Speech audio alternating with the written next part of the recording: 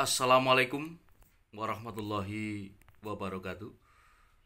Yang saya hormati rekan-rekan mahasiswa dimanapun Anda berada.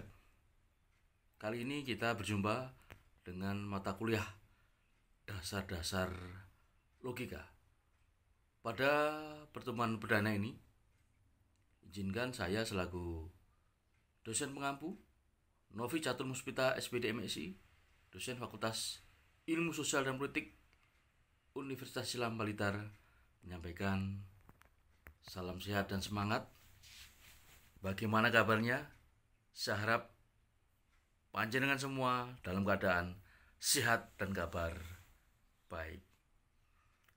Baik, kali ini untuk mengawali perkuliahan perdana, kita sampaikan ini adalah kurikulum vitae saya.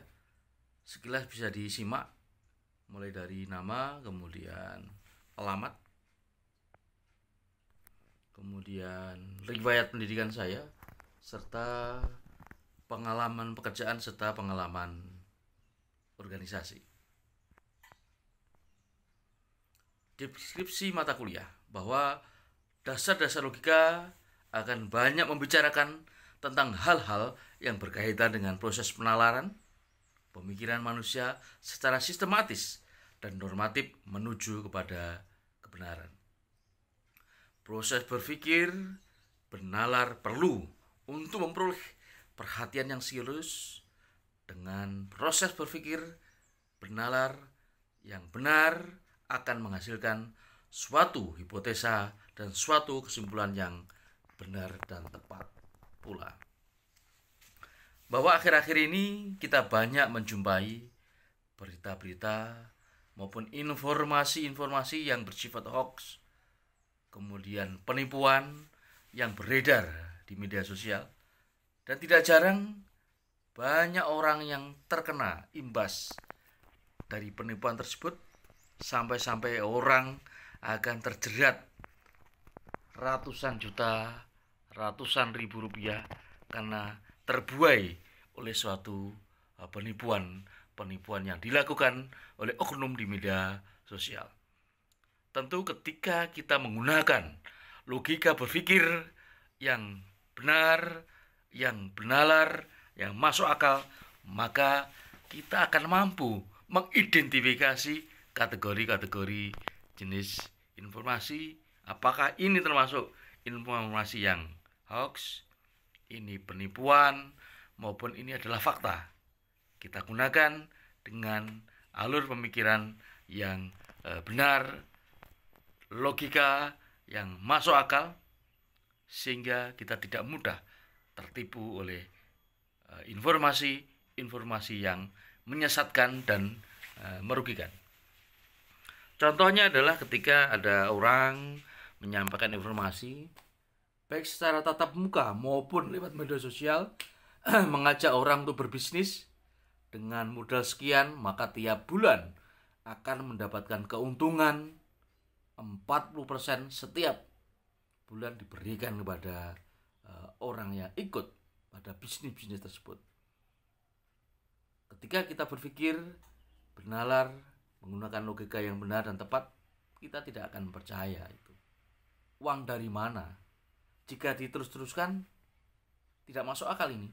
Ini mesti ada sesuatu yang janggal dan ujung-ujungnya akan terjadi sebuah penipuan yang berujung merugikan banyak pihak. Kemudian bahwa hal tersebut tentunya secara konseptual memerlukan cara-cara dan proses berpikir yang sistematis, kemudian mematuhi norma-norma yang berpikir ya dalam filsafat ilmu atau biasa disebut dengan harus sistematis, radikal, dan universal. Nah, dengan dasar-dasar logika ini, setiap kita mendengar informasi, tidak langsung percaya. Kita telaah, kita analisa, apakah informasi ini masuk akal, ataukah informasi ini adalah abal-abal, supaya kita tidak mudah tertipu oleh informasi-informasi yang hoax. Terlebih informasi yang sudah bersifat provokasi, mengajak kerusakan, divide et impera ya, mengadu domba ras, mengadu domba masyarakat. Wah, ini nih yang sangat-sangat kita prihatin. Maka dengan mata kuliah ini kita mampu mengidentifikasi, mampu menseleksi, mampu mengambil suatu keputusan dan menyimpulkan dengan tepat, supaya kesimpulan kita betul-betul dapat dipertanggungjawabkan secara rasional, secara berpikir dengan logika yang benar.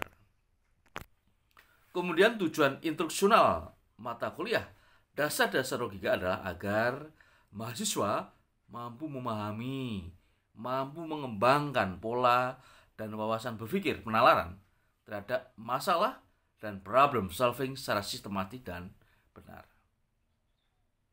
Dengan penguasaan mata kuliah ini, maka harapan kita mahasiswa mampu mengidentifikasi, mampu mendeskripsikan berbagai persoalan-persoalan yang membutuhkan penalaran dalam berpikir, sehingga kita mampu mengambil, kemudian melihat akar masalah, yang kemudian kita akan mampu memberikan problem solving, memberikan suatu solusi yang tepat terhadap masalah tersebut.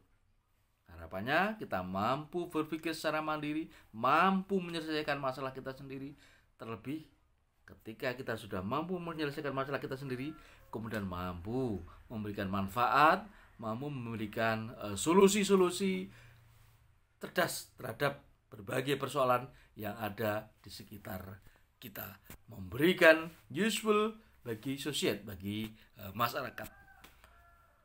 Kemudian ada tujuan instruksional khusus ya, bahwa diharapkan dasar-dasar logika maka dapat memahami dan memiliki pola serta wawasan berpikir penalaran sesuai dengan kaidah-kaidah logika yang sistematis dan benar, mampu mengidentifikasikan permasalahan dan mendefinisikan sesuai dengan makna logika dan menyelesaikannya berdasarkan nalar logika yang benar.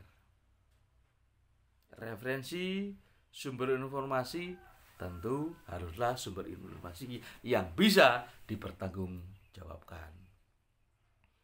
Ketika seseorang mengambil sebuah referensi, mengambil sebuah sumber berdasarkan misalkan dari mimpi, dari petunjuk wangsit, ini tidak masuk dalam kaidah logika dalam berpikir. Ambil contoh misalkan, ketika ada orang yang mengatakan ketika dia naik mobil dari Blitar ke Surabaya 4 jam, saya kira kita bisa menerima, masuk akal ya. 2,5 jam bisa diterima dengan akal karena lewat jalan tol, posisi malam ya. Tetapi ketika orang mengatakan dia dari Surabaya ke Blitar hanya 15 menit, ini sungguh tidak masuk akal dan tidak mungkin. Apapun alasannya, akal tidak mampu menerima sebuah alasan tersebut, tidak memenuhi kaidah ilmiah. Walaupun ada cerita pada tahun 80-an ya, mengatakan bahwa orang naik bis dari Banyuwangi ke Surabaya jam 9 malam, ternyata dia hanya 10 menit. Dia turun dari terminal Surabaya dalam keadaan linglung, ditanya orang, dia lihat jam, ternyata hanya 10 menit. Dia mengatakan di dalam bis ada pengalaman yang cukup unik dan misteri ya. Semua penumpang berpakaian putih dan tidak ada yang mengajak bicara. Kemudian di dompetnya ditemukan sebuah tiket pada tahun 80-an.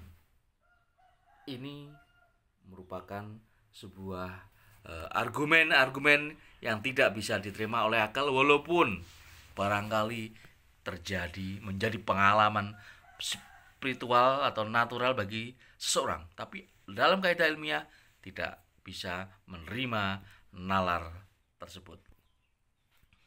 Kemudian ada beberapa pokok bahasan yang akan kita pelajari pada materi perkuliahan ini. Pertama adalah kontrak mata kuliah yang kita lakukan pada pertemuan hari ini ya.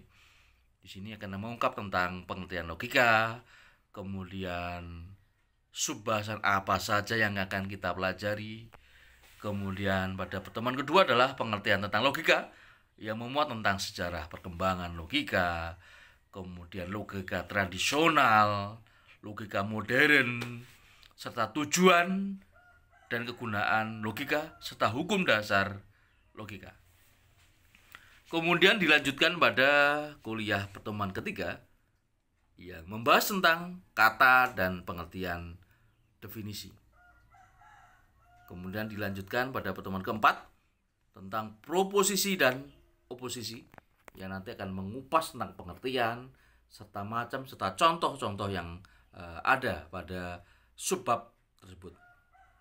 Pada pertemuan kelima adalah tentang edukasi, nanti memuat konversi serta obversi, serta pertemuan keenam adalah tentang silogisme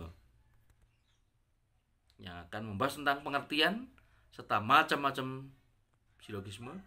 Kemudian dilanjutkan dengan tugas terstruktur, kemudian UTS atau middle test.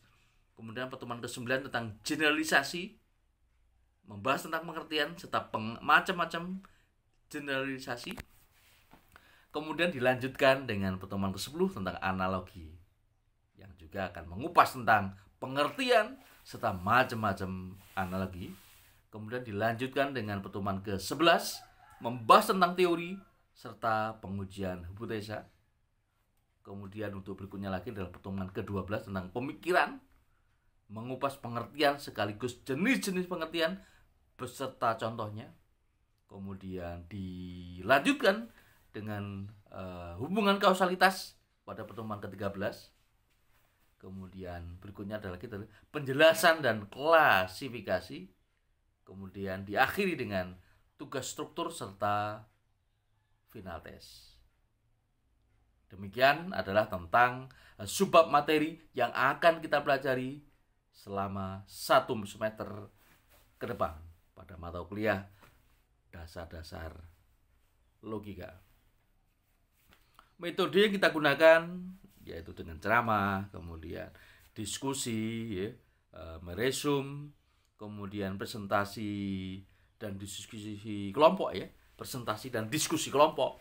Kemudian kita pada 1 kali pertemuan akan kita adakan kuliah tamu, kita mengundang praktisi, kita lakukan lewat daring Zoom sehingga nanti rekan-rekan mahasiswa bisa mengikuti perkuliahan dan kita bisa meresum serta ada tugas-tugas. Kemudian bahan materi ya akan kita berikan ada berupa makalah, artikel, jurnal penelitian, buku baik dalam bentuk cetak maupun PDF atau soft copy, video, kemudian link YouTube webinar, handout tentang dasar-dasar logika. Kemudian penugasan mahasiswa, pertama adalah ada tugas individu yang setiap pertemuan akan kita berikan tugas dan kita berikan dalam bentuk link dikerjakan secara individu. Kita beri waktu 1 minggu. Kemudian ada lagi tugas kelompok yaitu membuat makalah berupa PPT maupun presentasi video. Kemudian ada tugas yang berikutnya adalah setelah membuat makalah, presentasi dan diskusi kelompok. Kemudian yang berikutnya lagi adalah meresum kuliah tamu yang kita akan mengundang para pakar melalui daring Zoom. Serta tentu saja ada middle test, kemudian dilanjutkan dengan UAS atau final test. Evaluasi presensi atau absensi bobotnya adalah 15%. Kemudian keaktifan atau partisipasi di kelas 25%. Penugasan atau tugas-tugas 10%. Ujian tengah semester 25%, ujian akhir semester juga 25%. Ini menjadi bobot dalam penentuan nilai akhir yang akan dicapai oleh mahasiswa yang akan dituangkan pada KHS. Kemudian referensi, ada beberapa buku yang bisa digunakan oleh mahasiswa untuk belajar ya, mulai dari pengantar filsafat, kemudian dasar-dasar logika, logika dasar, pengantar logika tradisional, sampai pada buku-buku atau video-video maupun jurnal yang bisa diakses melalui Google oleh mahasiswa. Baik, terima kasih banyak atas segala perhatiannya. Kita akan berjumpa lagi pada pertemuan selanjutnya. Terima kasih banyak atas segala perhatiannya. Semoga kita senantiasa oleh Allah diberikan kesehatan, diberikan kemudahan dan kelancaran dalam menuntut ilmu, dan mendapatkan ilmu yang barokah dan bermanfaat. Terima kasih banyak atas segala perhatiannya. Jangan lupa mahasiswa wajib subscribe pada channel YouTube ini. Terima kasih banyak. Akhirul kalam. Wassalamualaikum warahmatullahi wabarakatuh.